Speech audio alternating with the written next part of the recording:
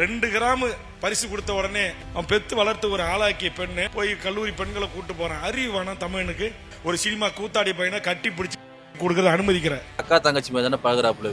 அதெல்லாம் தப்பு இல்லை. நான் பாசம்னா அண்ணன் தங்கச்சி பாசம் இருக்குல்ல, அது எனக்கு பெருசா தப்பா தெரியல.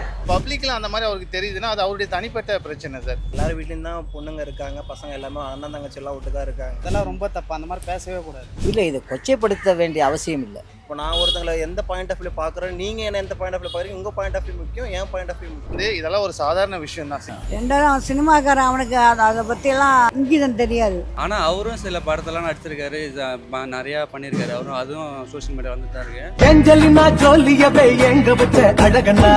கல்லூரி பொண்ணுங்களுக்கு கனவு கண்ணதா பொதுவா எல்லாமே சொல்லிட்டாப்புல. லாஸ்டா வந்து விஜய் பத்தி சொல்லலைன்னா அப்ப யாரை பத்தி சொல்லிக்கிற? விஜய் பத்தி சொல்லிடுற மாதிரி இருக்குது. ப்ரோ இன்ஸ்டால எல்லாத்துலயும் வந்துச்சு ப்ரோ, இல்லை மீடியால இல்லை, இவங்களுக்கு தெரியாத ஒன்றும் இல்லை, எல்லா இடத்துலயும் வந்துச்சு. அதனால எல்லாருக்கும் பயம் இருக்க தான் ப்ரோ செய்யும்.